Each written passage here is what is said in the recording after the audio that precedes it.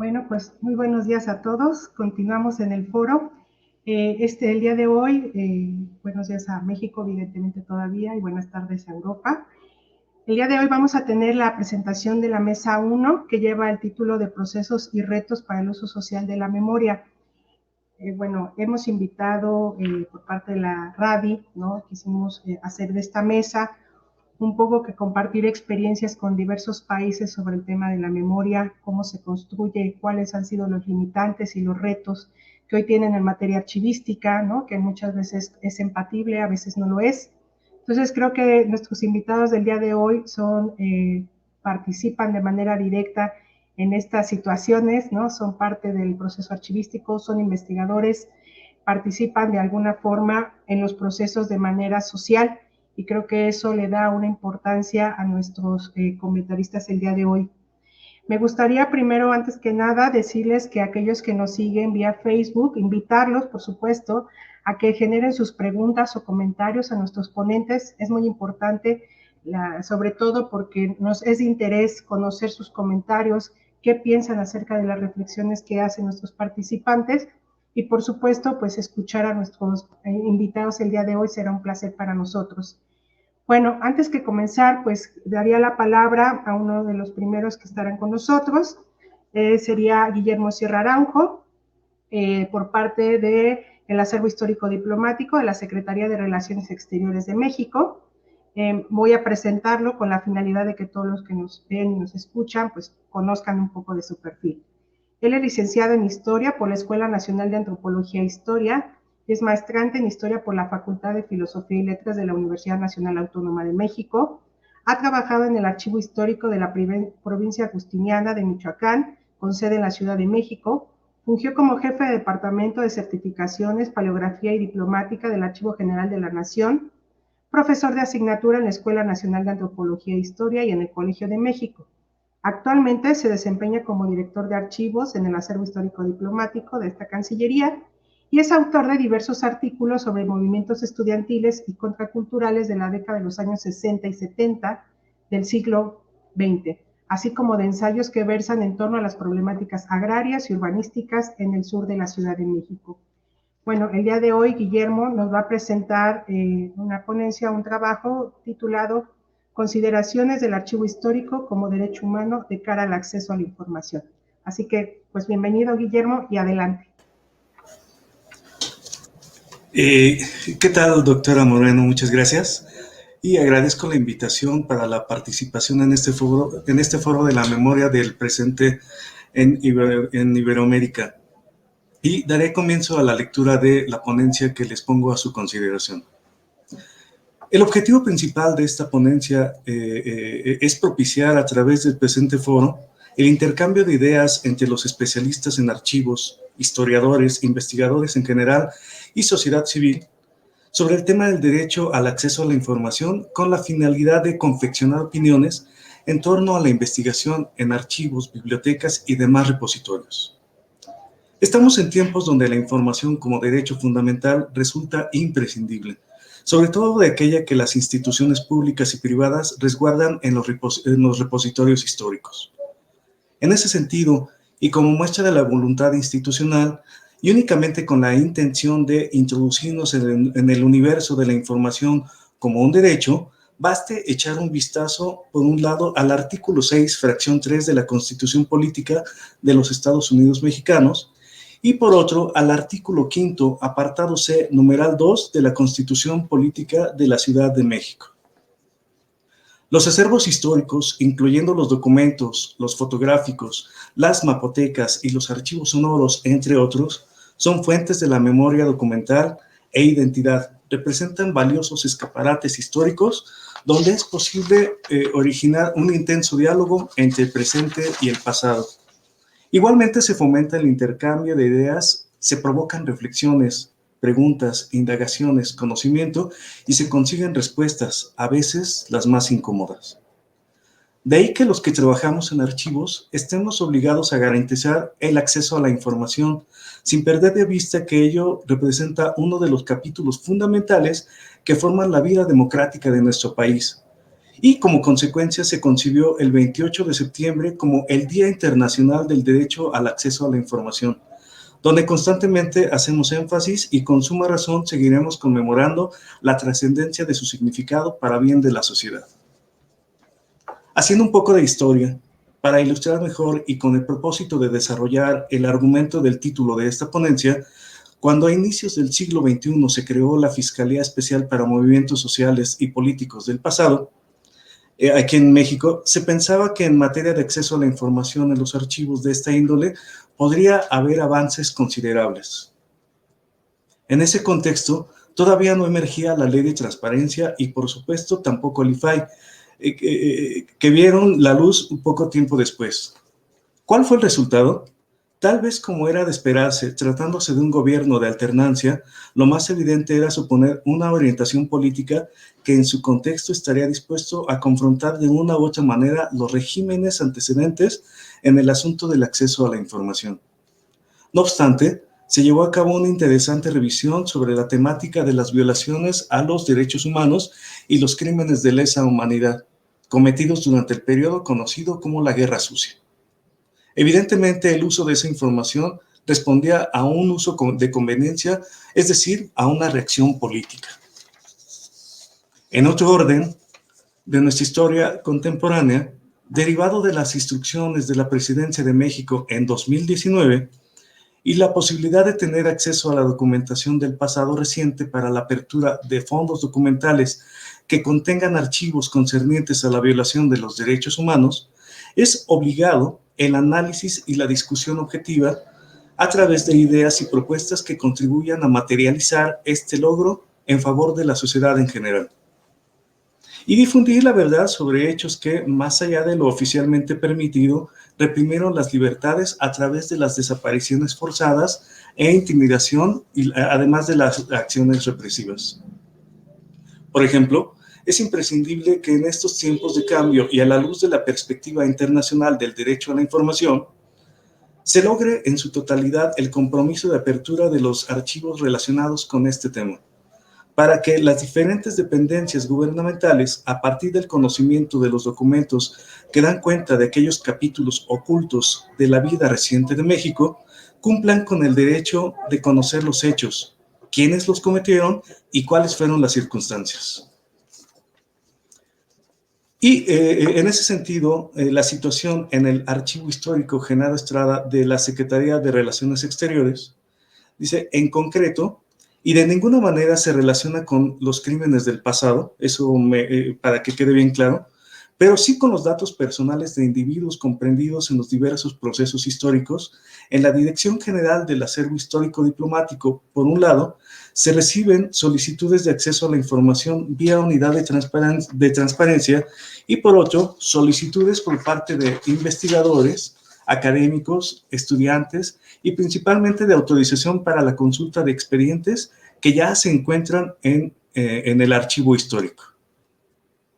Los fondos documentales en los que se encuentran esos expedientes refieren temas como nacionalidad o también algunos temas como la naturalización, así como la solicitud de expedientes de personales del Fondo de la Dirección General de Recursos Humanos de la Secretaría de Relaciones Exteriores. Sin embargo, aquí hay un problema y es lo que quisiera narrar en este apartado. Si bien los archivos históricos son de acceso público, también esta Ley General de Transparencia obliga a la protección de los datos personales, por lo cual para tener acceso a los expedientes que contengan datos, se orienta a quienes lo solicitan a hacerlo a través de la página electrónica de la Unidad de Transparencia, con el propósito de que dicha oficina haga del conocimiento de los solicitantes los requisitos establecidos para poder dar acceso a los expedientes.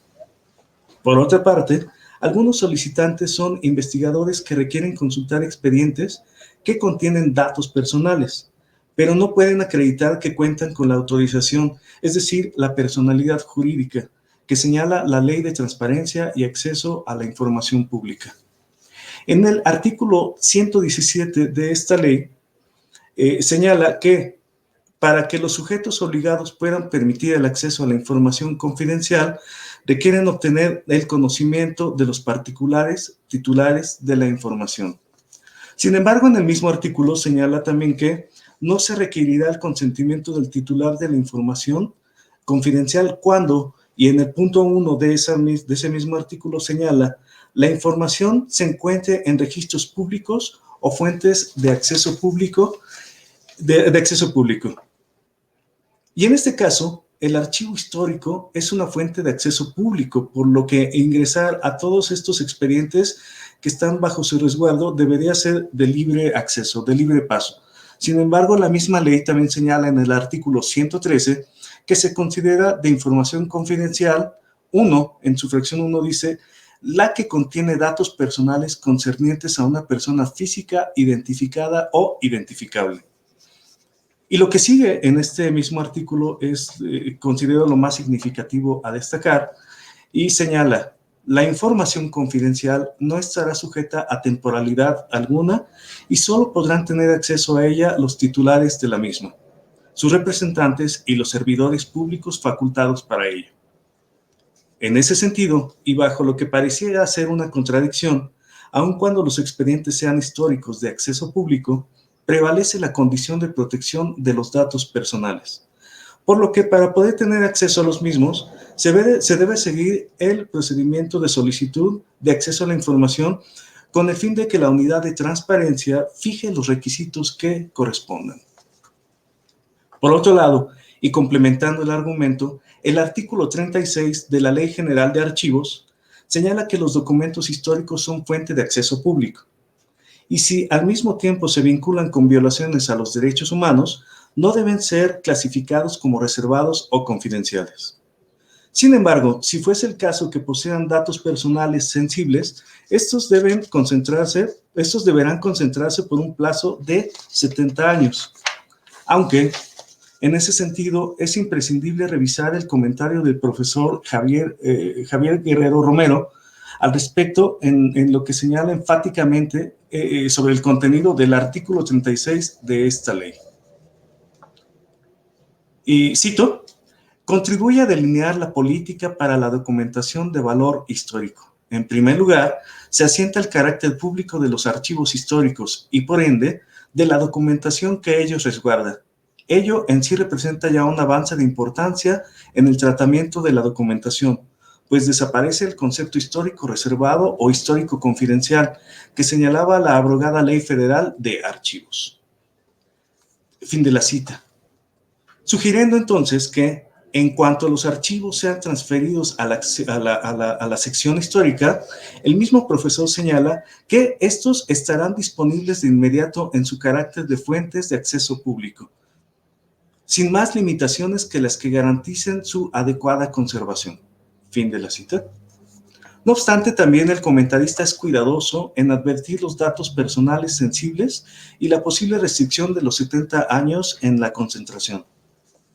De entrada, esta situación es causa de diversas complicaciones desde el punto de vista académico, principalmente histórico, pues ese tipo de información aparece en un porcentaje bastante significativo en todos los archivos de nuestro país.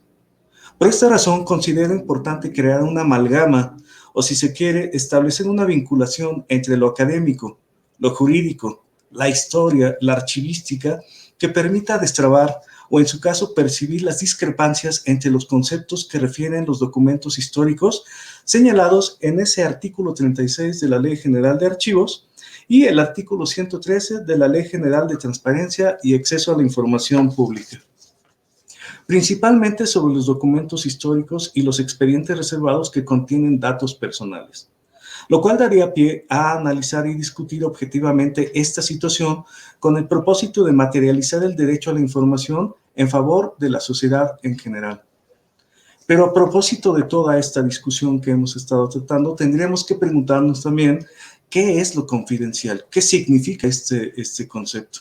La respuesta, según la Real Academia de la Lengua, puede ser tan sencilla y tan complicada, según se le analice, y señala esta definición, que lo confidencial es lo que se hace, lo que se hace o se dice en la confianza de que se mantendrá la reserva de lo hecho o lo dicho. es aquella que refiere a datos personales. No puede divulgarse sin el consentimiento expreso de su titular. El carácter de información confidencial es permanente, no está condicionado o limitado a plazo o término. Como tal, afrontaría al concepto de lo que significaría la parte histórica, lo histórico, como lo que verdaderamente sucedió, lo puesto a consideración del público e investigadores, lo histórico que previo a la aparición de la ley de transparencia, al menos lo que en archivos se investigaba, ya habría sido publicado en libros, tesis, ensayos, en artículos especializados y puestos a consideración de la opinión pública. Como propuesta, tal vez deberíamos asimilar desde el ámbito de la Ley General de Archivos la experiencia de la Ciudad de México, donde al parecer el contexto del vacío legal está solventado.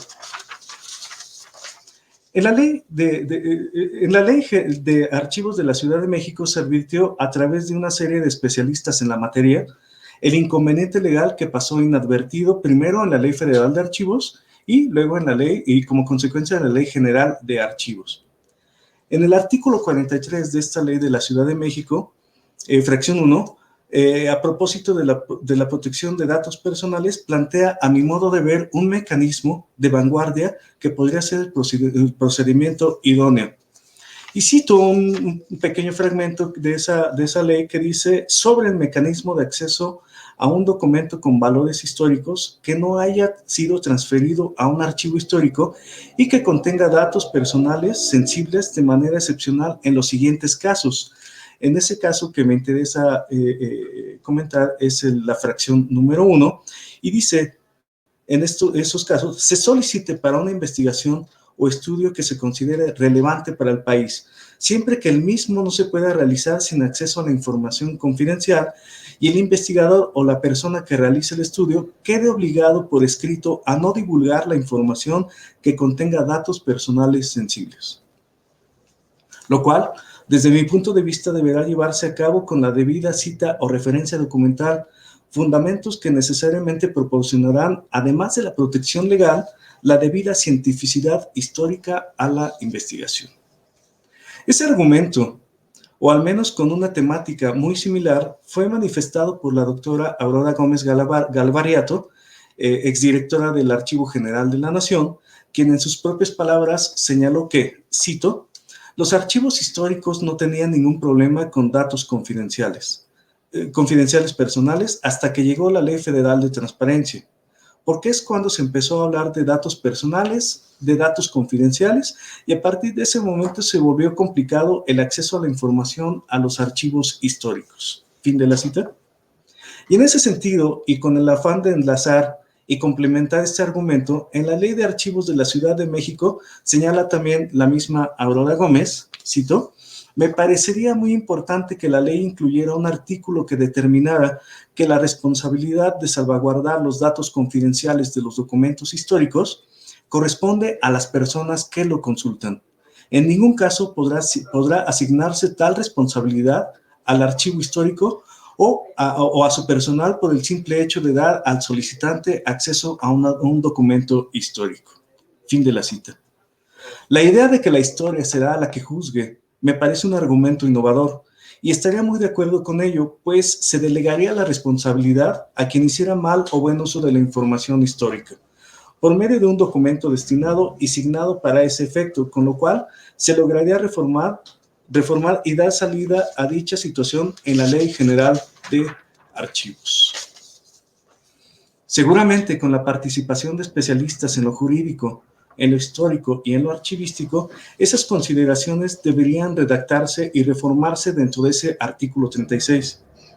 Conviene también crear un fuertísimo vínculo con la Ley Federal de Transparencia y también con la Constitución Política de los Estados Unidos en sus fracciones primera, segunda y tercera del artículo 6.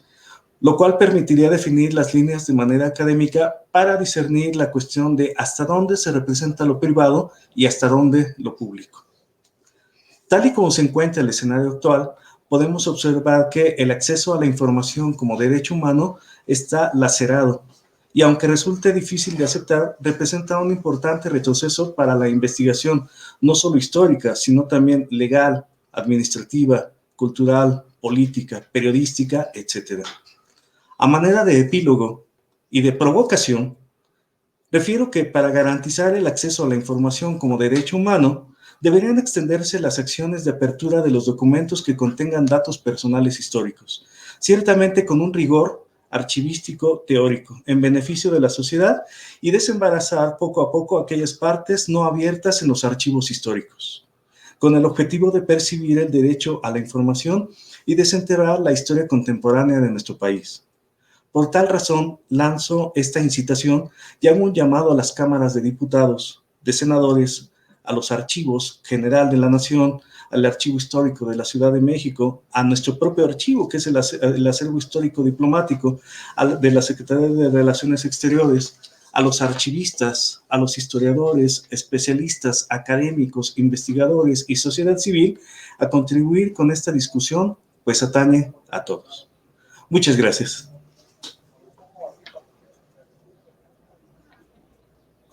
Muchísimas gracias, Guillermo, por tu participación. Creo que el tema que tú tocas para el caso de México es muy relevante. Efectivamente, no es un tema actual, es un tema que venimos arrastrando ya desde hace un tiempo y que creo que no está de más siempre ponerlo en la mesa de discusión. Sobre todo porque claramente lo que tú expones es una discrepancia entre normativas, contextos políticos y sociales que se atraviesan, ¿no? Y que tienen de fondo claramente el derecho humano al acceso a la información y que evidentemente impactan tanto en los procesos sociales como en los procesos de investigación histórica. Yo creo que es un atento llamado a todos nuestros archivos, ¿no? Sobre todo en México, que hoy día estamos debatiendo en esta posibilidad entre acceder o no acceder, y creo que es un tema complejo, pero sin embargo se tiene que atender. Me parece muy oportuno tu intervención y te agradezco mucho. Posteriormente, si hay alguna pregunta o algún comentario del público, lo haremos al final de la mesa. Bueno, pues ahora me da muchísimo gusto presentar a Marcela Rodríguez Vera. Ella es del Centro Nacional de Memoria Histórica de Colombia.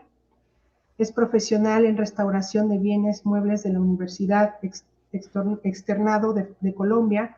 Cuenta con un máster en investigación social, Universidad Distrital Francisco José de Caldas, experta universitaria en gestión documental y administración de archivos, Universidad FASTA de Argentina, y candidata a doctor de documentación de archivos y bibliotecas en el entorno digital de la Universidad Carlos III de Madrid.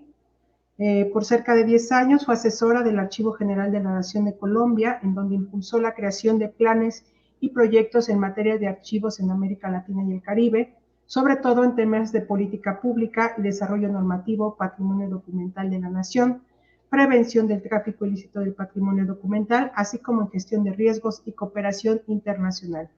Con más de 23 años de experiencia en el campo de los archivos y del patrimonio cultural, tanto en el sector público como privado, se destaca por sus aportes en asuntos relacionados con la generación de políticas públicas, desarrollo de la función archivística y la gestión documental, conservación y preservación, estrategias de difusión en los archivos y su relación con la memoria histórica en funciones de asesoría y consulta.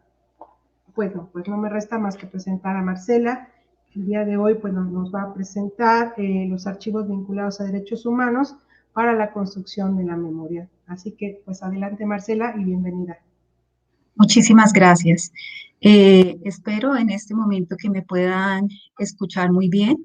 En primer lugar, quiero saludarlos a todos y todas las presentes.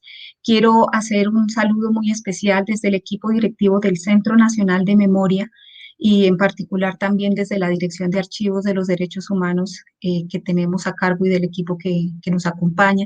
Y quiero saludar muy especialmente y agradecer a quienes hicieron posible esta invitación, a la doctora Margarida Lagués, presidenta de la Red de Archivos Diplomáticos, al señor Enrique Vargas, coordinador del Espacio Cultural Iberoamericano de la CEGID, a la doctora Laura Moreno, representante de la Unidad Técnica de la Red de Archivos Diplomáticos, y a todos los miembros de la Red de Archivos Diplomáticos y a los oyentes que están aquí. Muchísimas gracias por este espacio. Para comenzar, voy a pedirles un favor, si es posible, porque en este momento no puedo ver bien la pantalla, que si por favor me colaboran compartiendo la presentación. ¿Ustedes me avisan, por favor?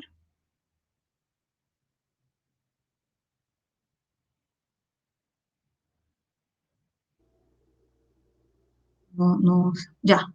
Perfecto, muchísimas gracias. Bueno, para dar inicio a esta presentación, que se va a llamar Los archivos vinculados a los derechos humanos para la construcción de la memoria histórica, quiero comentarles que lo voy a hacer en varios momentos. El primer momento voy a hacer como unos antecedentes normativos acerca de cómo ha sido el desarrollo de la normativa en este país frente al desarrollo no solamente de la función archivística, sino de la gestión documental. Posteriormente lo voy a enlazar con la ley de víctimas y el mandato tan importante que tenemos relacionado con los archivos vinculados a las graves violaciones a los derechos humanos y las infracciones al derecho internacional humanitario. Posteriormente les comentaré cómo ha sido el desarrollo de este archivo, los inconvenientes que aún tenemos y las posibilidades que abren estos archivos para la construcción de la memoria. Sin dar lugar a más, entonces, por favor, siguiente slide.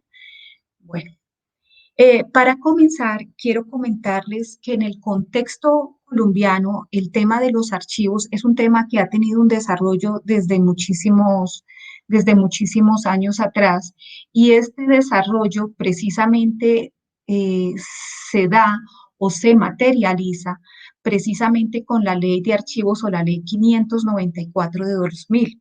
Pero esta ley nace precisamente desde otra ley anterior, que es la 80 del 89, que es la que da al país la instrucción para la creación del Archivo General de la Nación. El Archivo General de la Nación tiene una función muy importante y es precisamente dar la función la función archivística, la función de los archivos del Estado. Es el ente rector y por ende, por estas facultades que tiene, es que se promulga la ley de archivos. Y es aquí donde nace un hito muy importante porque se van a vincular dos aspectos muy importantes. Uno, que es la función archivística, que es la función del Estado frente a los archivos, esa responsabilidad que ellos tienen para que estos archivos en un Estado de Derecho cumplan con su función probatoria, garantizadora y perpetuadora. Además, porque se insta a que los archivos o las entidades que producen archivos, hasta la sociedad civil, los privados, puedan preparar, disponer, organizar la documentación para que sea del uso y acceso ciudadano. Es más, se continúa con algunas de los aspectos que ya vienen dados casi desde la Revolución Francesa, y es precisamente el tema de que los archivos van a ser públicos, los archivos deben ser conservados, los archivos deben ser accesibles. Posterior a ello, con la ley, se habla de dos ámbitos. Un ámbito que son los archivos, que son de las entidades públicas del Estado, y otros archivos que son los de la sociedad civil, los archivos privados. Con este contexto normativo hemos tenido unos desarrollos. Entonces, como ya les menciono, la ley de archivos lanza un hito muy importante frente al tema de la organización, disposición, conservación de estos acervos para las entidades públicas. Pero también da unas líneas para lo que son los archivos privados. Posteriormente, siguiente slide, por favor, vamos a hablar que van a haber otras normas que van a entrar a reforzar este ejercicio, y una de ellas es la Ley de Protección de Datos Personales, que es precisamente la Ley 1581, donde se dice, bueno, los archivos son información, pero esta información va a contener unos datos que deben ser protegidos, ¿sí? Como los que nosotros estamos viendo acá. Y esa protección, ¿por qué se da? Se da precisamente, de un lado, porque se tienen que proteger, y estamos hablando ya con el vínculo en materia de víctimas, se tiene que proteger, no solamente vulnerar a estas víctimas, sino también se tienen que proteger datos que permitan de alguna manera una revictimización. Con este desarrollo normativo más adelante viene la Ley de Transparencia y Acceso a la Información. Siguiente slide, por favor. Donde se categorizan y se miran desde diferentes elementos que los archivos en sí es información que no necesariamente está estructurada, pero que tienen datos que son sensibles, que deben ser protegidos y que también pueden haber líneas de información que pueden ser o pública clasificada o pública reservada, las cuales tienen que ser analizadas y concertadas en contexto para el manejo archivístico. En ese sentido, ¿qué es importante de resaltar en conjunción de estas tres normas? Que la función archivística es el todo operativo, administrativo, legislativo para que se cumpla la gestión documental. La gestión documental entendida como esos procesos técnicos y operativos para la adecuada gestión, producción, trámite, organización, disposición y debida consulta de los archivos que reposan en las entidades o los que son producidos en el sector público. Con ese contexto, ya ustedes pueden ver que ya Colombia se está preparando, además porque reconoce que para el tratamiento de estos archivos, la gestión documental de ninguna manera puede ir desligada de esa función archivística, ¿sí? Que tiene casi una fuerza constitucional, perdón, no casi, tiene una fuerza constitucional para el manejo de los archivos. Con el tiempo, ya nosotros tenemos un tema bastante complicado en Colombia, que es el conflicto armado, y tenemos unos antecedentes como es la ley de víctimas, pero más adelante, siguiente slide, vamos a hablar de un hito bien importante para este país, que es la ley de víctimas, que es, siguiente slide, que es la ley de víctimas, donde se van a dar unas directrices muy claras y muy concretas frente al manejo de los archivos. Si bien es cierto, la ley habla de iniciativas de memoria y habla también de otros aspectos relacionados con la construcción de la memoria, en este momento yo me voy a centrar frente a las acciones que corresponden al tema de los archivos, básicamente. ¿Y qué dice esta ley? Esta ley dice que en materia de archivos van a haber dos acciones que son muy importantes para Colombia.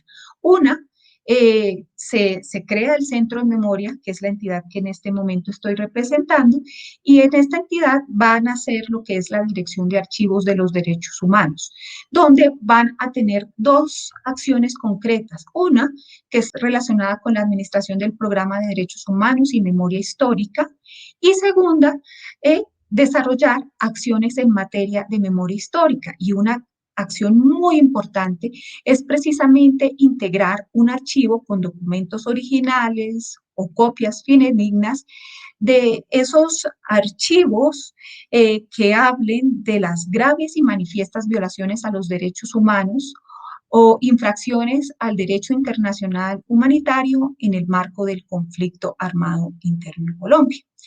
En ese contexto, cuando nosotros empezamos a ver este ejercicio, entonces vamos a tener que acercarnos a esos archivos y entender que los archivos por sí mismos los vamos a encontrar no solamente desde diferentes procedencias, sino también en diferentes tipologías. Siguiente slide. ¿Qué tipologías puedo decir yo que vamos a encontrar? Vamos a encontrar documentos que pueden ser textuales, que pueden ser gráficos, que pueden ser audiovisuales, y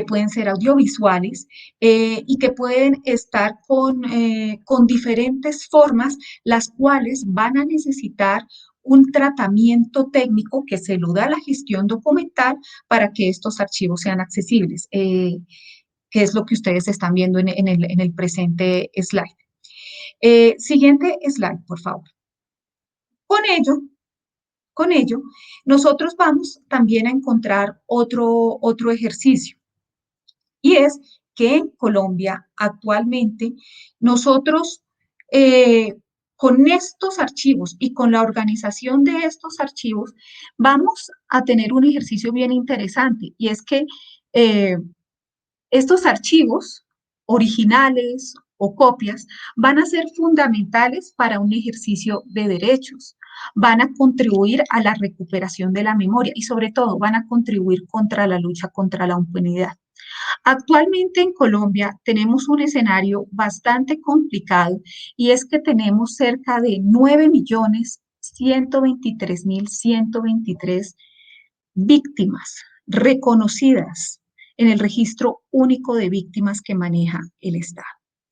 Cuando nosotros vemos un escenario en un país que tiene cerca de 52 millones de habitantes, podemos acercarnos a un porcentaje cercano al 20% del país ha sido víctima.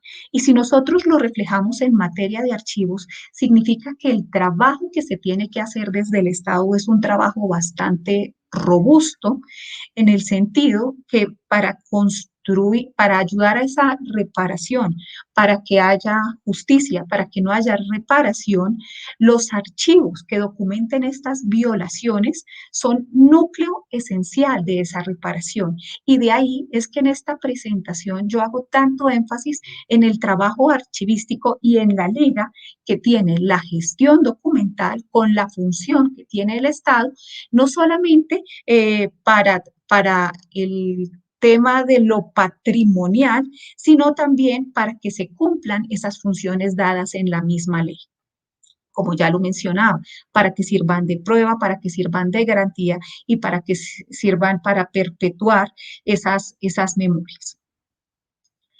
Bajo la siguiente diapositiva, bajo el contexto actual, los archivos definidos como archivos de derechos humanos en el marco del conflicto armado en Colombia están definidos como esas agrupaciones documentales, sean de diferentes fechas, soportes, materiales, tipologías, como lo veíamos en el slide anterior, que testimonian y contribuyen a caracterizar las graves violaciones a los derechos humanos y las infracciones al derecho internacional humanitario relativos al conflicto armado interno en Colombia. En ese contexto, y para dar cumplimiento a la ley de víctimas, y es decir, para que se cumpla lo que el Estado nos ha mandado y para que otras leyes que ya mencioné se cumplan, hemos avanzado en unas tareas. Y aquí yo voy a empezar ya como un poquito con la segunda parte del ejercicio, lo anterior es una contextualización. Entonces quiero contarles cómo se ha desarrollado el ejercicio en Colombia. Entonces, voy a referirme en primera instancia al Programa de Derechos Humanos y Memoria Histórica. Siguiente slide. Ese programa tiene 4 componentes. Como yo les he mencionado anteriormente, estos componentes están relacionados con 1, construcción de la memoria, 2, acciones de pedagogía, 3, el registro especial de archivos de derechos humanos y 4, el protocolo de gestión documental. En ese contexto, yo me voy a referir básicamente a los dos últimos que ustedes ven aquí, que es el Registro Especial de Archivos de Derechos Humanos y Memoria Histórica y el Protocolo de Política Archivística en materia de derechos humanos y derecho internacional humanitario. ¿Por qué son tan importantes estos ejercicios?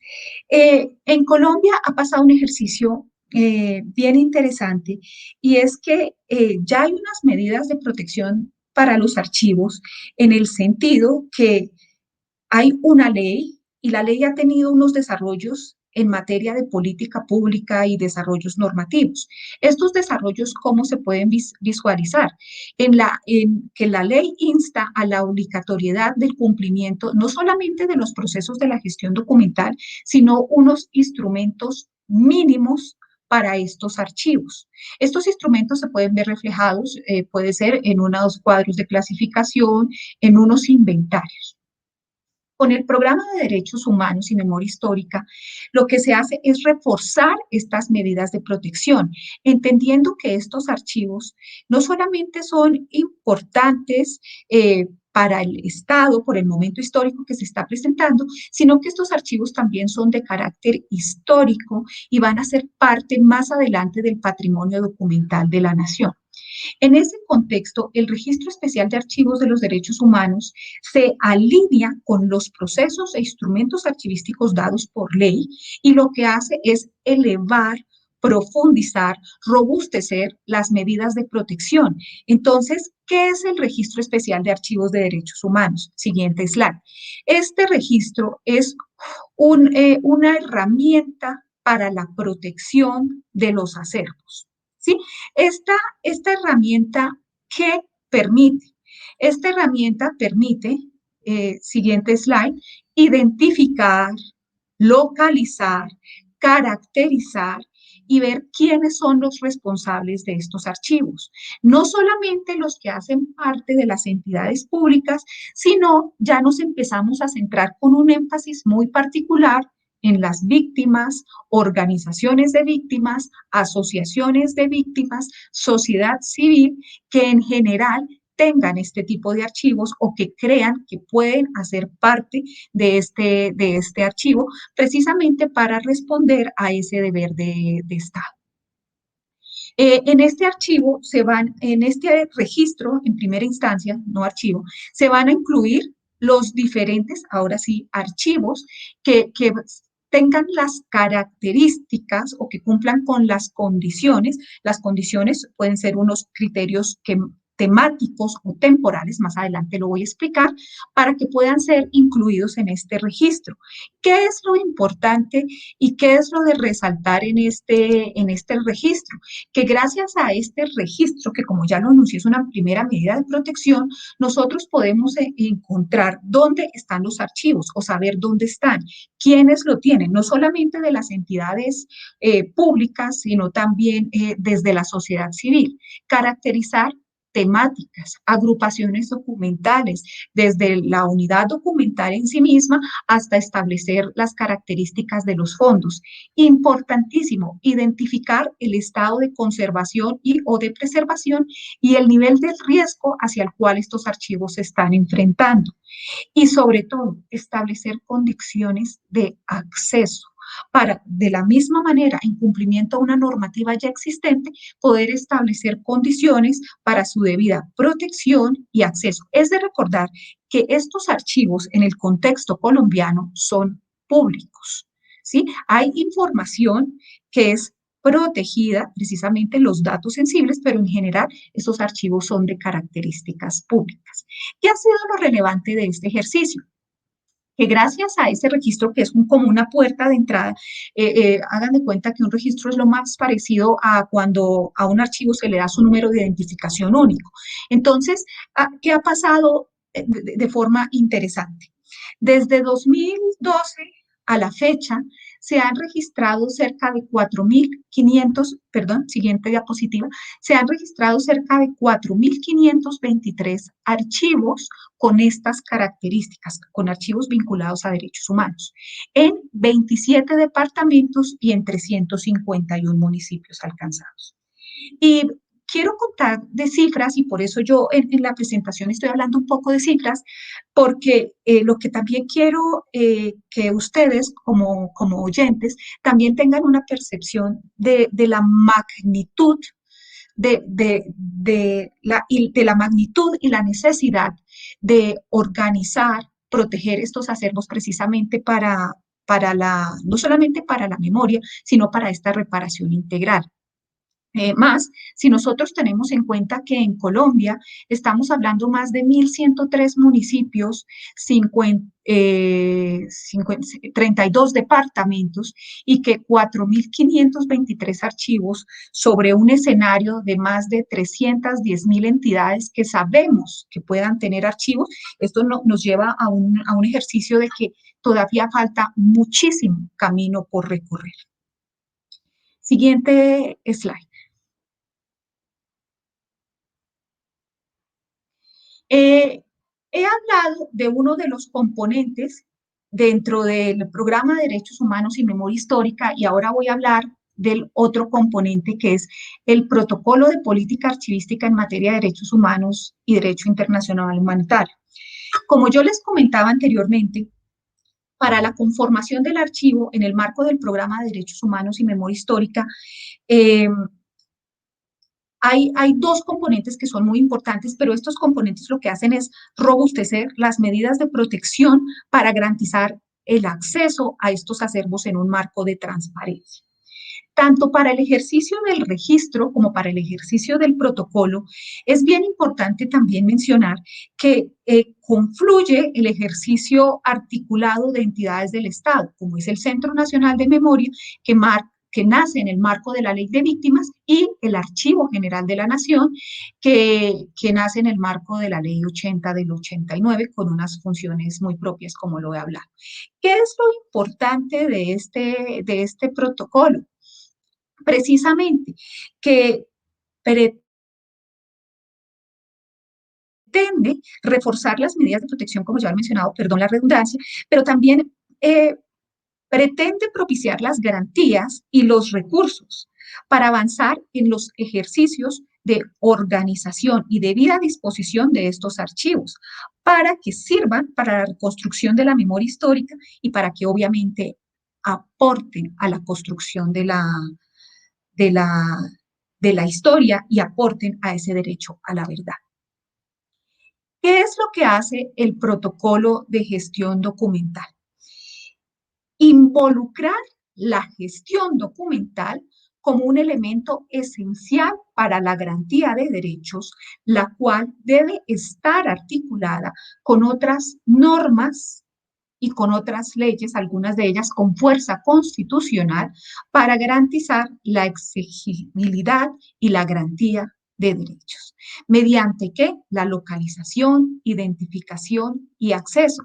Por eso, como lo vamos a ver en el siguiente slide, se van a determinar unas medidas mínimas para la gestión documental en el marco de los procesos de la gestión documental, y se van a determinar unos criterios mínimos de identificación de estos archivos, que pueden ser en primera instancia,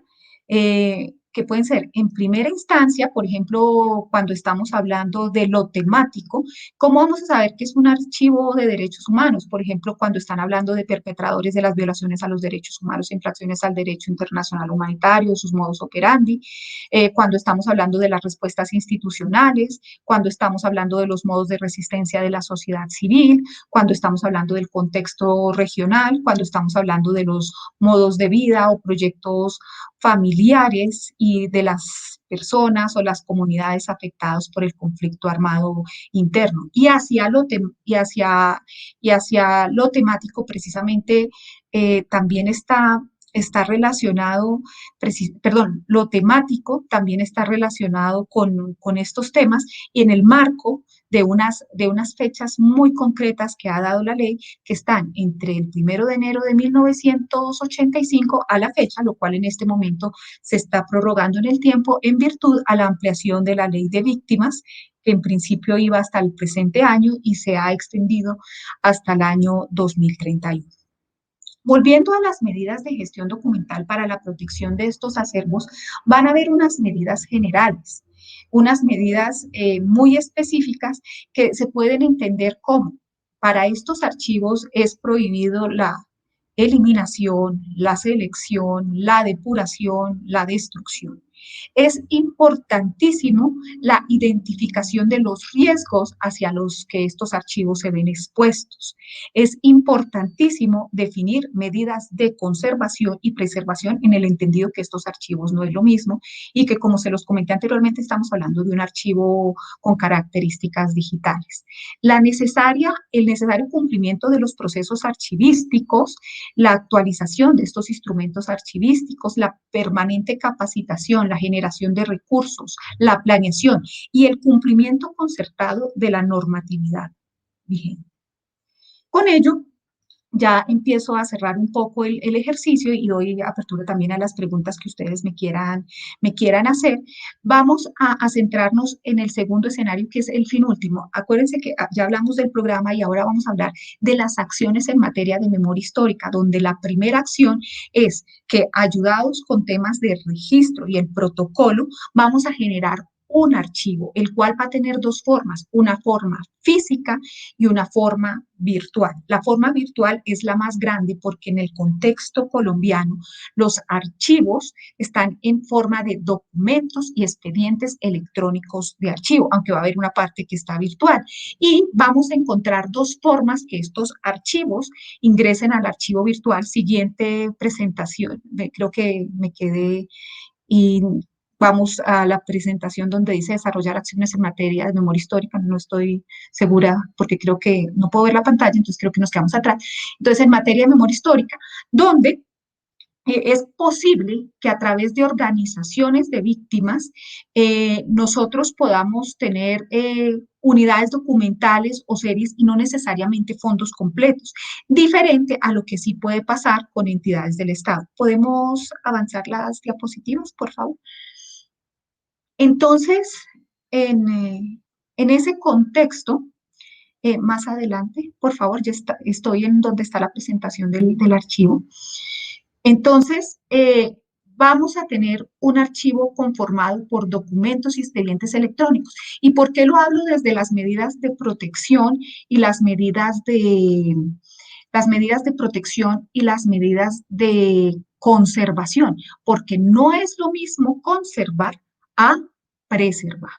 Y cuando nosotros preservamos, ¿qué significa? Que estos documentos que están siendo producidos, tramitados, acopiados, tienen que ser mantenidos íntegramente sin un final previsto. Es decir, tenemos que contemplar las condiciones adecuadas para ello. En ese contexto, actualmente, nosotros contamos con un archivo que tiene más de 1.658.652 documentos puestos al servicio. Pero aquí también les quiero decir una de las apuestas que nosotros hemos tenido en cuenta. Cuando nosotros hacemos la organización, nos ceñimos a los instrumentos archivísticos, lo cual nos permite de alguna manera no solamente procesar la información en términos de documentos, sino cruzarlo contra colecciones documentales y normalizar estos términos tesauros para una mejor comprensión de esa información que muchas veces no está estructurada, pero como apuesta futura, les vamos a generar en el marco de las disposiciones técnicas vigentes, les vamos a generar un marco de contenido, un marco de estructura, un marco de contexto, un marco de unas condiciones de acceso. ¿Para qué? Para que no solamente tengamos la información, sino que para partir de esta información que ha sido procesada técnicamente, siguiente slide, vamos a tener información y datos estructurados. Estos datos estructurados, ¿para qué sirven? Para análisis de información. Análisis de información relacionada con el conflicto, la cual, siguiente slide, va a estar muy relacionado precisamente con esa consulta permanente que nosotros queremos llegar, pero también enmarcada en unas medidas de protección de la información, lo cual va a estar en un repositorio seguro. ¿Y para qué? Para que nosotros podamos garantizar que haya preservación, que haya integridad, que haya interoperabilidad, que haya analítica, que haya seguridad de la información.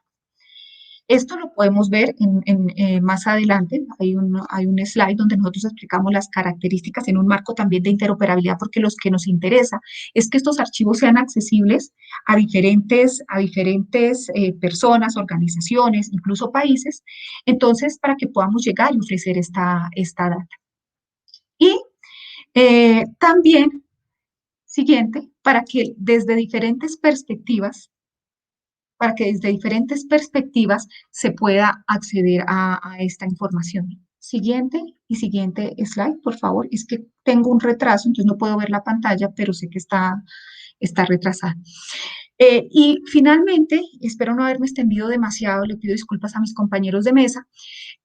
Quisiera comentar y quedo atenta a las preguntas que cuando nosotros estamos hablando de archivos, siguiente slide, la función primordial de estos archivos como parte del patrimonio documental consiste en servir de testigos de acontecimientos del pasado, de manera que los documentos organizados técnicamente, conservados y preservados, sean utilizados por todos los ciudadanos en defensa de los derechos e intereses para la investigación cultural o científica. También quisiera precisar que estos archivos son parte del patrimonio documental y son necesarios para la administración pública, la transparencia, la lucha contra la corrupción. Asimismo, son importantes para la investigación, la ciencia, la cultura y obviamente para la construcción de la memoria. La conservación, la organización y el acceso requieren de dinamismo en la legislación y acción de cada Estado para garantizar su uso, acceso y que debe tener regulaciones que deben tener presente no solamente el libre acceso a la información, sino también la protección de los datos personales y el derecho al olvido. Y finalmente, que para la construcción de la memoria es indispensable que hayan unas políticas de archivo y de memoria diferenciadas, y que para el caso del quehacer archivístico, este nunca puede desligarse de un ejercicio técnico. Muchísimas gracias y les pido disculpas por el tiempo si me excedí. Gracias. Pues muchísimas gracias, Marcela, por tu presentación, de verdad muy interesante. Has despertado bastantes preguntas que haremos al final de la mesa y has tocado pues muchísima información en cuanto a conceptos, lo que significa información pública clasificada, reservada, ¿no? Hablar de daños a personas naturales o jurídicas, los intereses públicos, ¿no? Cómo es fundamental el tema del protocolo de la gestión documental, sobre todo que se vuelve intrascendente o se vuelve fundamental para el acceso a la información, y cómo al final estos programas de derechos humanos están compuestos también por diversos actores, tanto quienes solicitan como quienes registran todos estos hechos. Creo que hay multiplicidades de temas que has tocado que resultan importantísimos para este tema del uso social de la memoria. Bueno, entonces ahora daríamos la palabra a nuestro último participante. Él es Aurelio Martín López, es investigador de la Fundación Pablo Iglesias de España. Él es archivero e investigador en el Archivo y Biblioteca de la Fundación Pablo Iglesias. Actualmente es miembro de la European Network Association y de la International Association History Labor, de esta última representante. Sus líneas de investigación son la historia del movimiento obrero y la historia de los movimientos sociales. Como archivero cuenta con experiencia en la preservación, catalogación y divulgación de documentos. Actualmente está inmerso en el proceso de digitalización del archivo de la Fundación Pablo Iglesias. El día de hoy, Aurelio nos va a presentar el archivo de la Fundación Pablo Iglesias como actor en el uso social de la memoria, ejemplos y reflexiones. Así que, pues bienvenido, Aurelio, y adelante.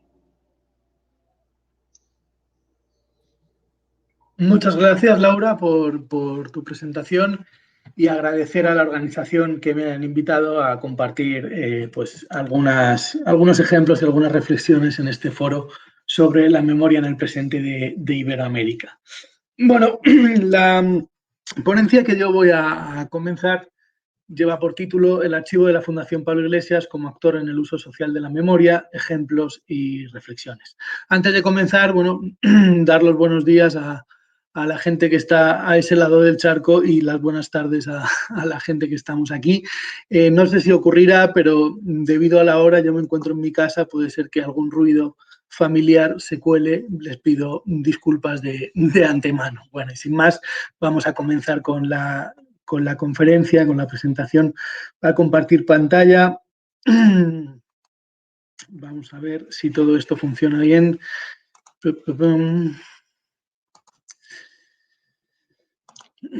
Bueno, parece que va todo correcto.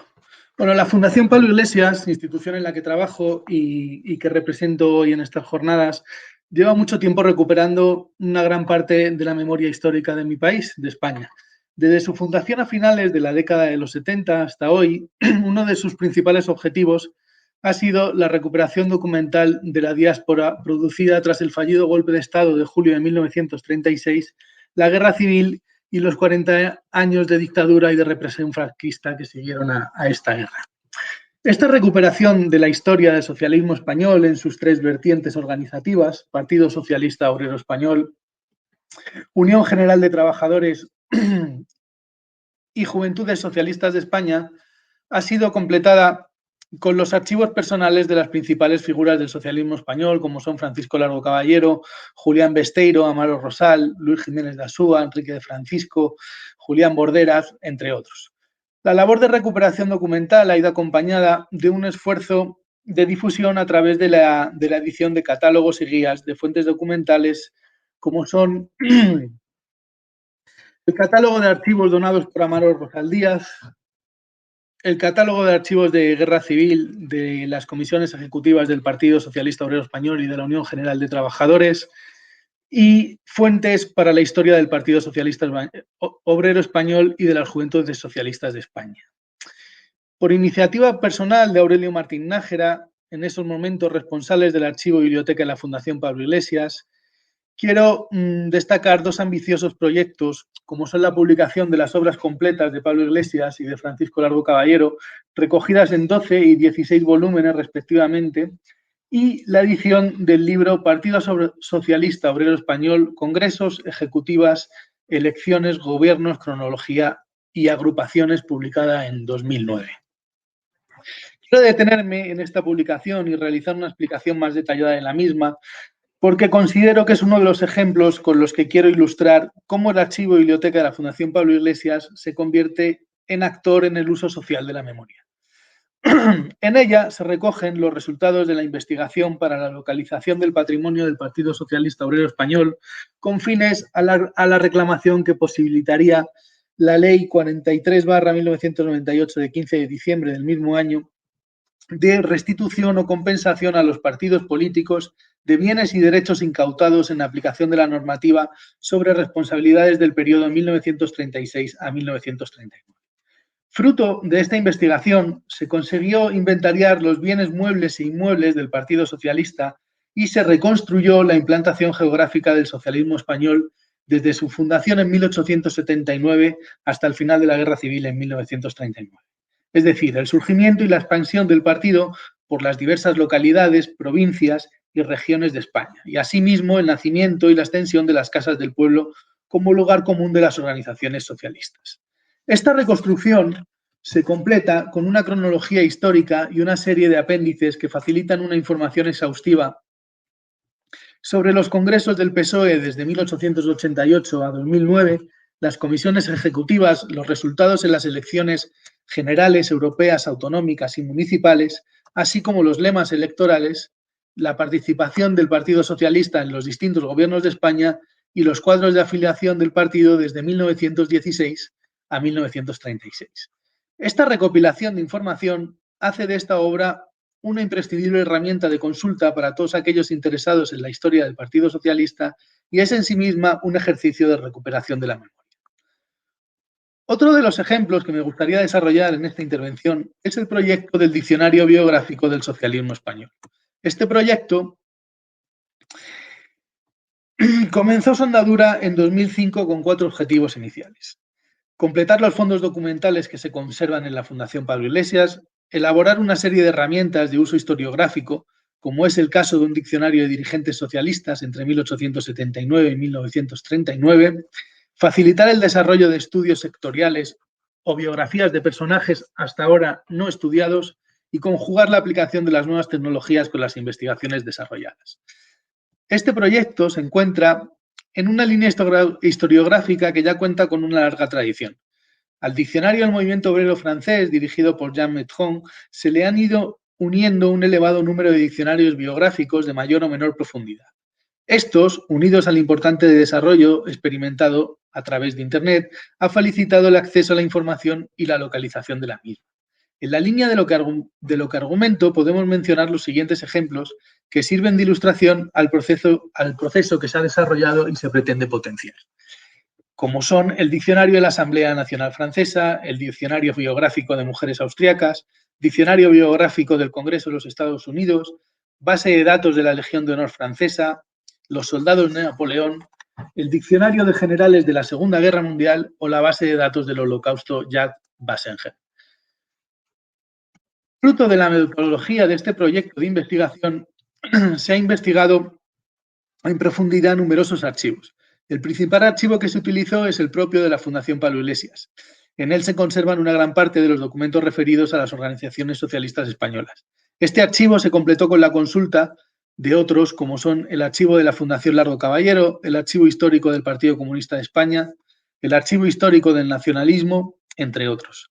En lo que se refiere a archivos de titularidad pública, los más importantes que destaco son el Archivo Nacional, el Archivo General de la Administración, el Archivo de la Guerra Civil en Salamanca, ahora Centro Documental de la Memoria Histórica, el Archivo del Ministerio de Asuntos Exteriores, el Archivo Municipal de Madrid, los Archivos Militares Generales de Guadalajara y Segovia y los Archivos Regionales Militares de Ferrol y Sevilla.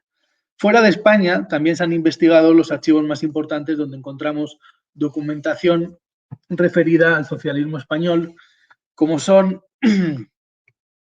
el Instituto de Historia Social de Ámsterdam, el Centro de Archivos Contemporáneos de los Archivos Nacionales Franceses, el Archivo Estatal de Historia Social y Política de Rusia y en México el Instituto Nacional de Antropología e Historia y el Archivo General de la Nación.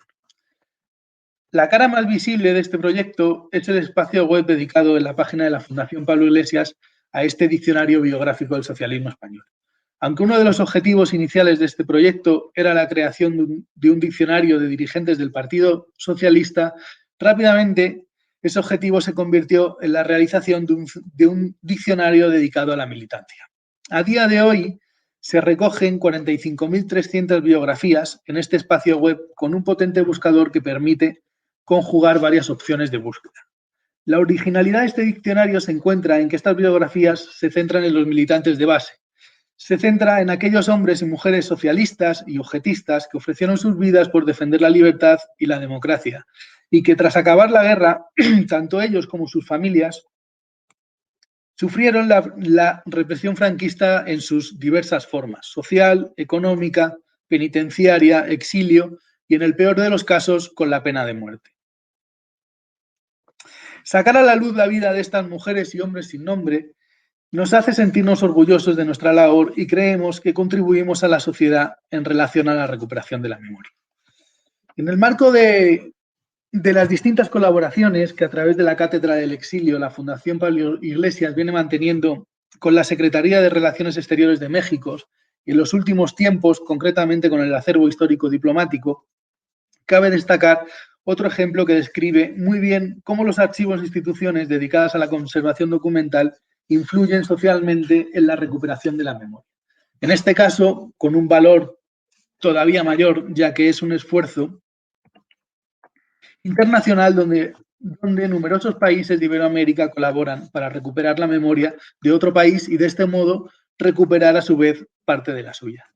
A este respecto, en el año 2015 se llevó a cabo la catalogación y digitalización del Archivo del Consulado de México en Portugal, 1946-1948, y en 2016 se continuó con la catalogación y digitalización del Archivo de la Embajada de México en Francia, 1935-1945, depositados ambos en la Secretaría de Relaciones Exteriores de México.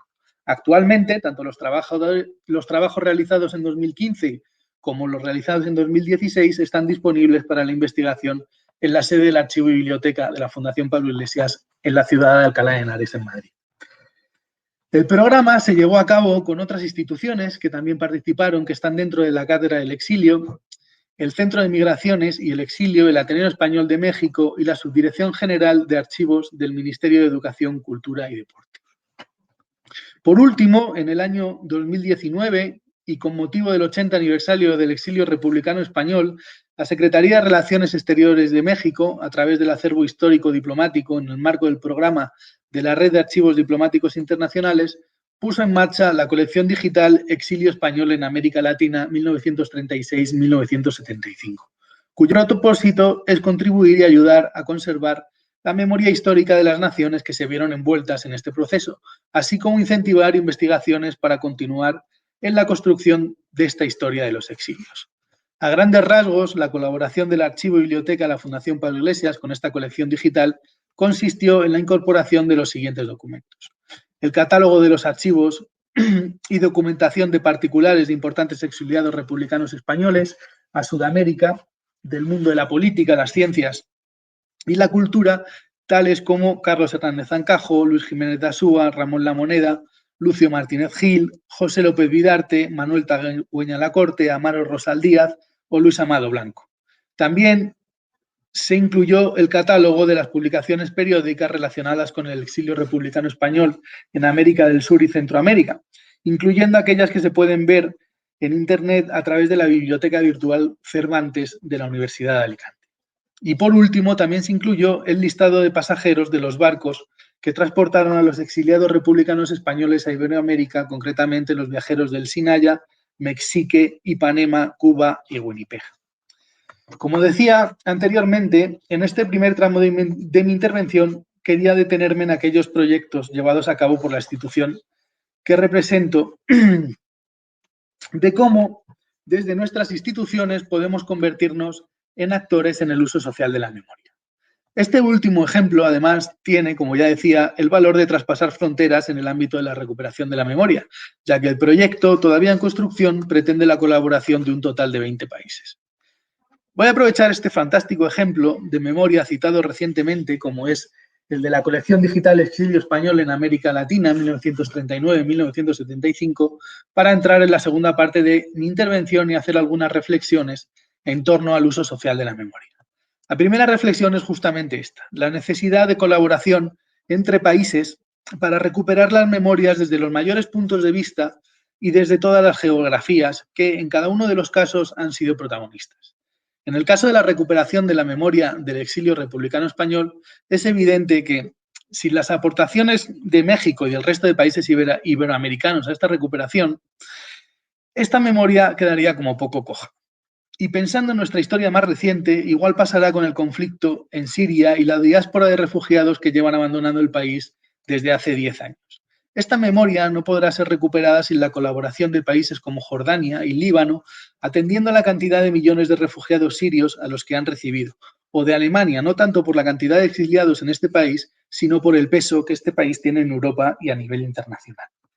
Esta documentación sobre migrantes y refugiados tan necesaria para las investigaciones se conservan en los ministerios de Interior y en los ministerios de Exteriores, por lo que los distintos gobiernos tienen el deber de colaborar con esta recuperación, poniéndola a disposición de los investigadores en las mejores condiciones de conservación y accesibilidad y trabajando por la divulgación de la misma. Esto solo se puede conseguir a través de partidas presupuestarias dedicadas a estos fines, porque si no, esta tarea quedaría en manos de las buenas intenciones de proyectos más o menos altruistas que desde luego no son nada desdeñables y en algunas ocasiones son los únicos existentes, pero nunca podrán tener la velocidad y la fuerza que solo se puede conseguir desde las instituciones estatales.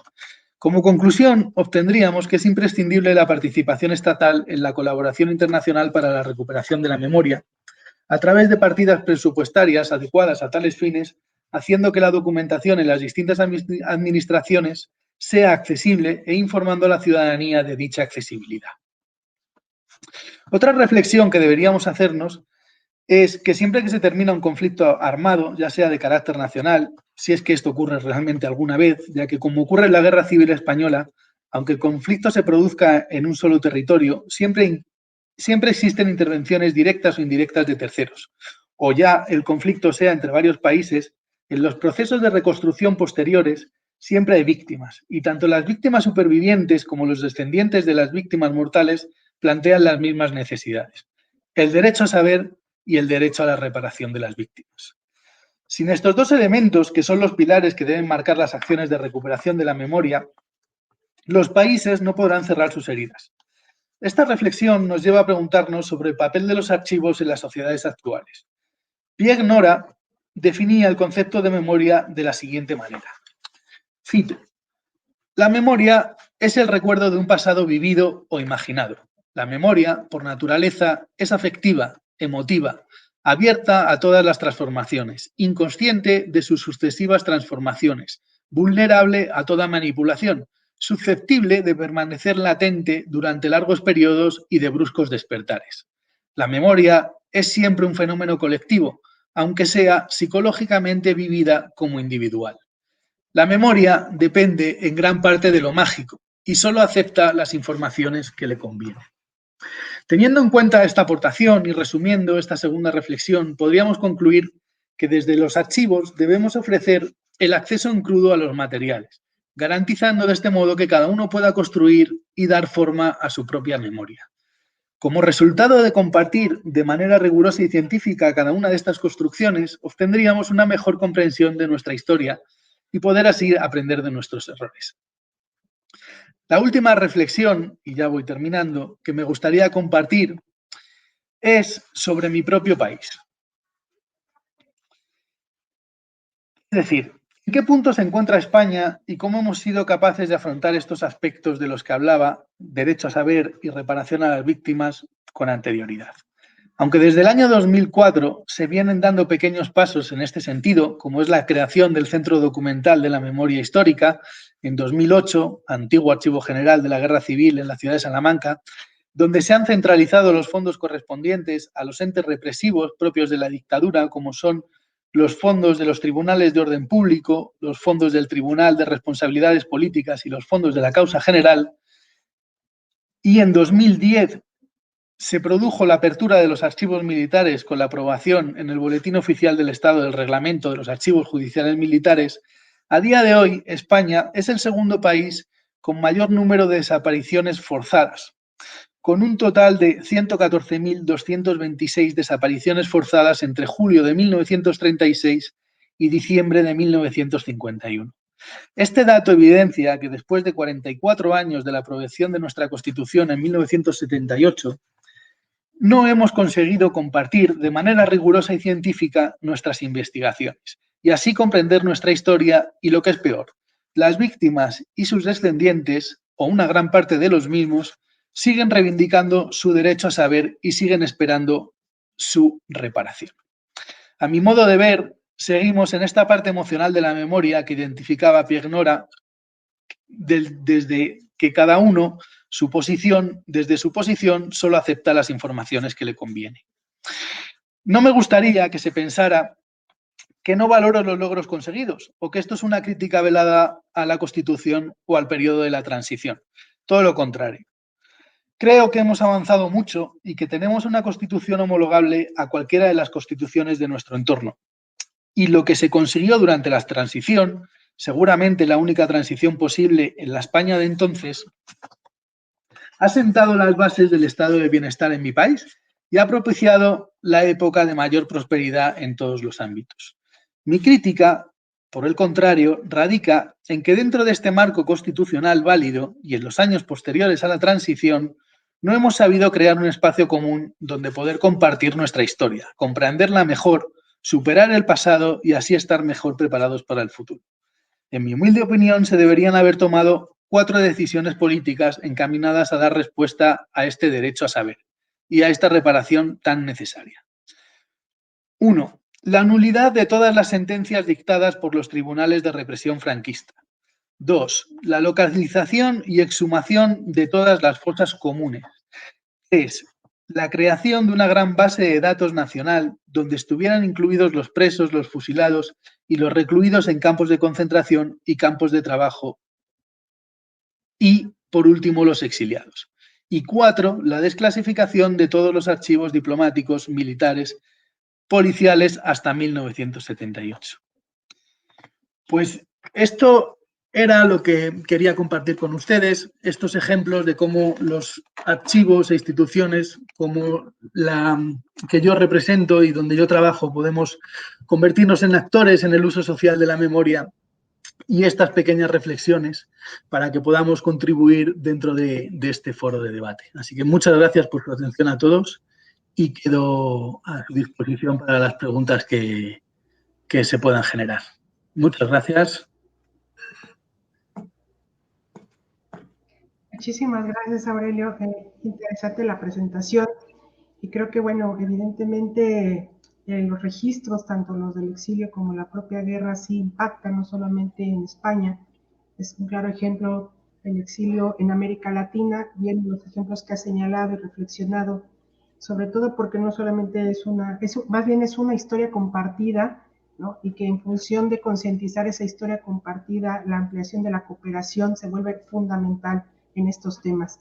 Y creo que has tocado también un tema interesante que tiene que ver con el tema de la cooperación tanto a nivel institucional, ¿no? En la necesidad de inversión de proyectos de esta o de cualquier otra naturaleza, porque bien es claro que el tema de las entidades institucionales sí tienen un impacto, sobre todo para el proceso o la magnitud con que se lleve a cabo un proyecto de cualquier naturaleza. Y eso efectivamente tiene una fuerza mayor, ¿no? Que los pequeños esfuerzos que se han hecho de manera aislada, que como bien dices, no es desdeñable, pero sí terminan siendo un poco más marginales y pues no impactan en los espacios que deberían. Bueno, a mí me gustó muchísimo las 3 presentaciones. Me gustaría yo hacerles solamente una pregunta a los 3 de manera general, un poco por el tema del tiempo, que a la 1 de la tarde continuaremos con la siguiente mesa, y pasar a las preguntas que se están generando en el Facebook. En los 3 casos, tanto de México como España y Colombia, obviamente se atraviesan procesos políticos muy complejos, sobre todo porque han impactado en el acceso a la información y evidentemente esto ha coadyuvado o limitado a solicitar temas como el resarcimiento de daños, tanto a nivel institucional como humano, lo ha señalado un poco Aurelio, ¿no? Y que claramente impactan también en los sucesos de investigación, tanto en el tema de la guerra civil como en la guerra sucia en México, ¿no? Me gustaría un poco que ampliaran, sobre todo, por ejemplo, en el caso de la Fundación Pablo Iglesias, se señala su creación en 1970, si es que así lo he entendido bien, y en el caso de México, en este contexto de la creación de la Fiscalía Especial para los Movimientos Políticos del Pasado, y finalmente el contexto en que nace o la necesidad en que se surge, ¿no? La creación del Centro de Memoria de Colombia, sobre todo porque estamos ante un público general de diversas naciones, que creo que sí sería importante como contextualizar esos espacios. Y bueno, si ustedes me pueden contestar brevemente esa parte y sigo leyendo las preguntas que tenemos en el Facebook. Quien quiera comenzar, si quieren por orden de presentación, Guillermo. Sí, nuevamente, ¿sí me escuchan? Sí. Sí, muy bien. Sí, efectivamente, sobre esa creación de la Fiscalía Especial para Movimientos Sociales y Políticos del Pasado, pues trae un contexto definitivamente político bien importante en nuestro país. ¿Sí? Como comentaba hace rato en el texto que les compartí, es una reacción política, ¿sí? Es una reacción de un partido, del Partido Acción Nacional, ¿sí? que tuvo en el año 2000 la alternancia, ¿sí? Frente a lo que venía siendo todo un bloque monolítico que era parte del Partido Revolucionario Institucional. Y obviamente con esa posibilidad que tenía ese gobierno de alternancia de llevar a cabo una transformación en cuanto al acceso a la información, y básicamente con este tipo con esta temática, ¿no? Me parece que hubo avances bien considerables. Finalmente, yo tuve la oportunidad de asomarme, no muy cerca, pero sí asomarme a lo que estaba sucediendo en ese momento. En cuanto a ello, me tocó trabajar con esos documentos, incluso certificarlos, ¿no? Tratar de hacer una serie de certificaciones con ese tipo de documentos de investigaciones políticas y sociales. Y nos damos cuenta en aquel tiempo, cuando yo laboraba en el Archivo General de la Nación, nos damos cuenta de cómo se llevaba a cabo toda esta solicitud de documentos, ¿sí? Vía académicos principalmente, ¿no? También una parte política no tan significativa como la parte académica, como los investigadores dentro de las salas, ¿no? de investigación en el propio Archivo General de la Nación. Y pues fue fue muy interesante. Sin embargo, yo creo que esta creación de la fiscalía pues no pasó a más, ¿sí? O sea, sí dio un asomo importante, pero no se permitió, el mismo gobierno ya no permitió en su momento avanzar más con eso, pues se llevó a cabo una versión muy grande, muy importante sobre esta investigación de los movimientos del pasado, pero ya no ya no pasó más allá, ¿no? Hoy en día, ¿no? Como comentábamos, a partir del acuerdo presidencial, sobre la transferencia de documentos históricos que se encuentran relacionados con las violaciones de los derechos humanos y persecuciones políticas que el presidente actual, en 2019, pues pone a consideración de los archivos, de las bibliotecas, de los repositorios para también detectar todo tipo de documentos que se refieran a esta temática, pues desclasificarlos, ¿sí? Ponerlos también a consideración del público, mientras los archivos se hagan cargo de hacer las descripciones, las clasificaciones, a ponerlo a consideración del público. Entonces, ese contexto es bien interesante y me parece que hasta ahora, si no es por este acuerdo de 2019, no ha pasado más todavía. Gracias, Guillermo. Marcela. Bueno, ¿me escuchan bien? Sí. Sí, perfecto. Bueno, entonces en ese contexto, la ley de víctimas se denomina la Ley de Víctimas y Restitución de Tierras y esta fue dada desde el año o sea, tiene sus orígenes desde el año 1985. Desde esta ley se empieza a ver un desarrollo en torno a las medidas de atención, ayuda humanitaria, protección, reconciliación, reconstrucción de proyectos de vida de muchas de las víctimas que han sido afectadas por el conflicto armado interno. Hacia el año con la ley de víctimas, que ya estamos hablando propiamente la que le da vida al Centro Nacional de Memoria, esta ley tiene un tema y es que crea el Centro Nacional de Memoria como un organismo del orden nacional, que esto sucede hacia el año 2011, estamos hablando que esto tiene sus orígenes desde el año 1985, pero realmente el Centro Nacional de Memoria nace en el año 2011 como una entidad pública que pretende reparar a las víctimas y le da unas funciones muy importantes y es contribuir a la reparación integral, el derecho a la verdad a través de la recuperación, conservación, divulgación de las memorias plurales de las víctimas, así como el deber de Estado. Y para ello le da unas funciones muy específicas. Y dentro de estas funciones específicas es diseñar el Museo de la Memoria de Colombia, diseñar y administrar el programa de derechos humanos con los componentes que acabo de hablar, también integrar un archivo relacionado con las graves y manifiestas violaciones a los derechos humanos, servir como una plataforma de apoyo para el intercambio de iniciativas locales, regionales, en torno al tema de las víctimas, funcionar también como un espacio de apoyo para las entidades públicas y privadas para promover iniciativas en materia de memoria histórica. Esta entidad, desde el momento en que nace hasta la fecha, ha tenido dos componentes importantes, uno que es el relacionado con los archivos y otro que es relacionado con la construcción de la memoria histórica, no están necesariamente ligados y pues evidentemente el contexto político se da desde el momento en que en el anterior gobierno, porque estamos hablando que fue un gobierno, ya se sabe que hay unos actores del conflicto armado y que es necesario hablar de verdad, justicia, reparación. ¿Sí? Y este contexto es el que se ha venido desarrollando y es el que hoy nosotros vemos en estas tareas tan concretas.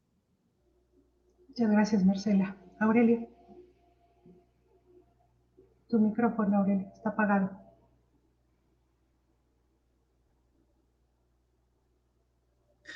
Ahora sí. Perdón, ¿me escuchan ahora? Bien, tengo problemas tecnológicos hoy con mi ordenador. Quería ver, creo que no se ha podido compartir el PowerPoint que tenía preparado, pero bueno, era para reforzar un poco lo que venía contando. Al hilo de tu pregunta, Laura, en mi país las leyes de memoria histórica se desarrollan con cierta dificultad. Es a partir del 2004 cuando esto tuvo un empuje un poco mayor y, si no me falla la memoria, creo que es en 2006 cuando se aprueba la ley de memoria histórica. Pero es una ley que está poco desarrollada y no tiene el consenso social necesario para que funcione de verdad y pueda correr de verdad. Como decía en mi intervención, en España todavía estamos digiriendo nuestro pasado más reciente, me refiero al periodo de la dictadura y de la guerra civil, porque pues por motivos de beneficio político o de ideología, pues es, como decíamos, la construcción de la memoria solo coge la información que le conviene y nosotros todavía estamos ahí. Entonces, en relación a esto sí que se han dado pequeños pasos, pero falta el consenso social y político necesario para que esta ley sea reparadora y haga justicia y pueda ofrecer ese derecho a saber del que veníamos hablando. No sé si contesto bien o no a tu pregunta, pero esto es lo que Muy bien, podemos aportar. muchas gracias. Brevemente les vamos a leer las preguntas que están en el Facebook. Empezaríamos entonces con, bueno, ahí los pueden ver ustedes en su pantalla en la parte de abajo, ¿no? Bueno, un poco los saludos, ya desde Colombia, que nos está saludando. Ahí está una pregunta para la maestra Marcela. Respecto al protocolo de gestión documental, ¿cómo ha sido el proceso para incluir los archivos de la sociedad civil? Bueno, muchísimas gracias para la primera pregunta para Sheila. Y primero quiero pedir disculpas porque como no veo la pantalla, tengo demasiada intermitencia, entonces si de pronto no soy, no lo hago bien.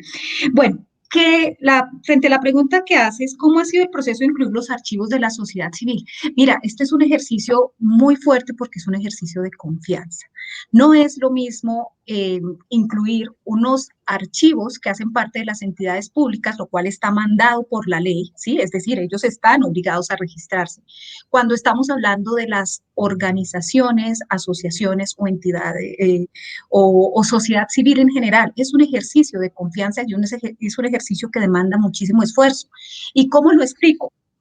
Lo explico porque nosotros, como les dije, tenemos un territorio bastante amplio, con bastantes problemáticas, y lo que nosotros hacemos dentro de nuestro mandato es hacer acciones de fortalecimiento.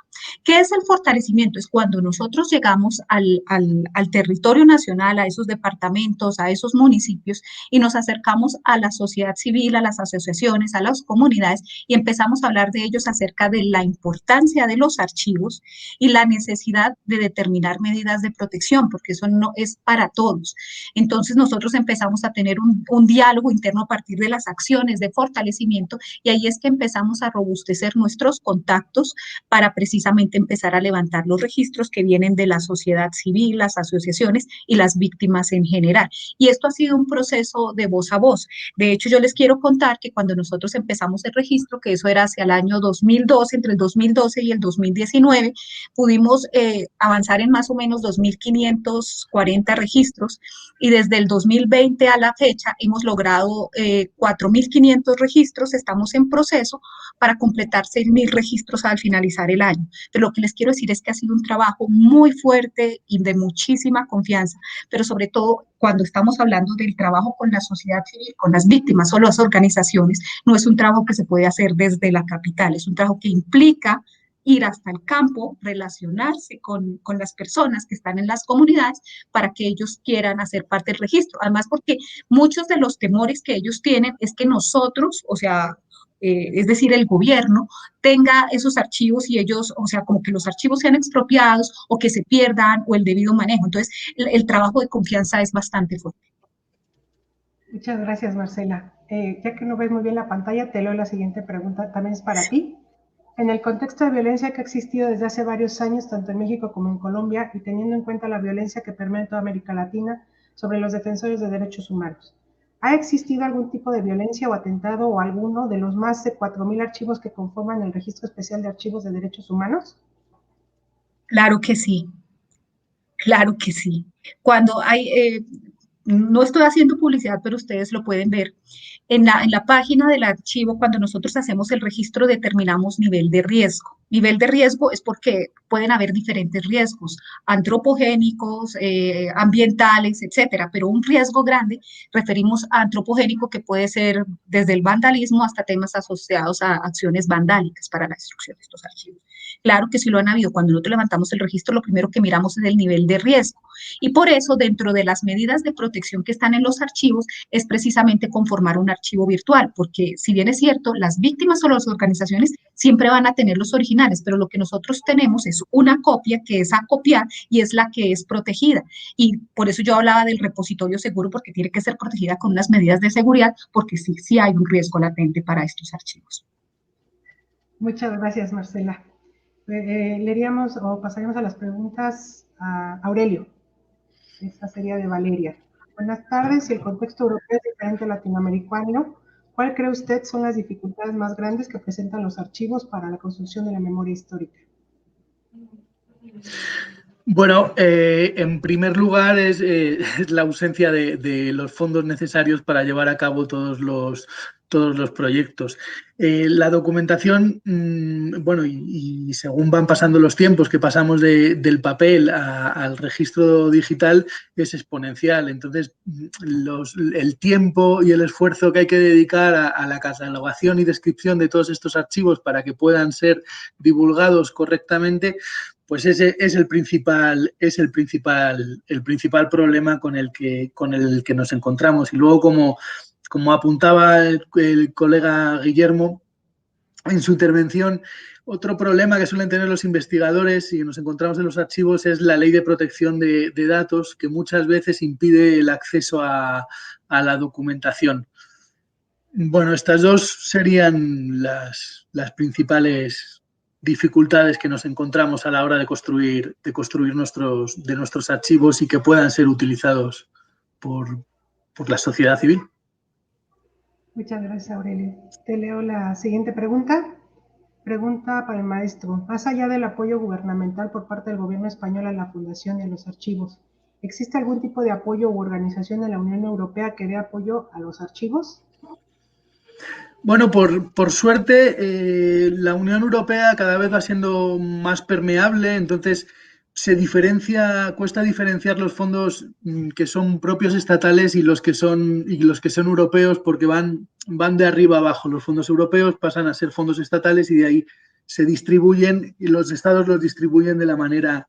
Entonces sí, podríamos destacar que el intento por la recuperación del acervo histórico del continente europeo se canaliza digitalmente a través de Europeana, que es el repositorio digital que, con ayuda de la financiación europea, pues nos agrupa a todas las entidades que nos dedicamos a la conservación y preservación de la cultura. De la cultura y de la historia. Muchas gracias, Aurelio. Bueno, pues al parecer ya son todas las preguntas que están en el chat el día de hoy. Pues creo que la participación de todos ustedes ha sido muy significativa para este foro, sobre todo porque ponemos en la mesa varios puntos a discutir, conceptualizaciones, realidades, ¿no? Más que conceptualizaciones a las que nos enfrentamos, temas de que no convergen muchas veces estas leyes o normativas existentes hasta el día de hoy, que no alcanzan a solucionar las necesidades sociales, ¿no? que se han estado presentando no hoy, sino desde hace muchos años, y que, como bien lo había referido tanto Aurelio como Guillermo, sí es un proceso complejísimo, pero que, bueno, finalmente es una responsabilidad, por el caso del acervo histórico, una responsabilidad, como ya lo señaló Marcela, como instituciones, y una responsabilidad de aquellos que están ligados no directamente al gobierno, pero sí son instituciones que coadyuvan al proceso de la memoria y la reconstrucción, y sobre todo de la reconciliación histórica y actual. Por eso creímos importante mencionar o llamar a este foro cómo la memoria es el presente de Iberoamérica, no es una memoria muerta, no es una memoria de hechos pasados que ahí terminaron y no tienen ningún proceso o ninguna alianza con nuestro presente, incluso con las proyecciones a futuro. Yo creo que esta mesa fue de lo más nutritiva para todos. Me dio mucho gusto que nos acompañaran el día de hoy. Y bueno, no me resta más que agradecerles su participación a todos. Y bueno, continuaríamos a la siguiente mesa, que será en menos de 20 minutos. Invitamos a todos los que nos están siguiendo por vía Facebook, no se desconecten, sigan aquí porque la siguiente mesa empieza a la 1 de la tarde, hora México, 20 horas España, 19 horas Portugal y el resto de América Latina. Y bueno, seguiría la mesa 2, los archivos dentro de las entidades de gobierno. Bueno, pues no me resta mucho más que agradecerles a los tres por su participación. Muchísimas gracias. Muchas gracias.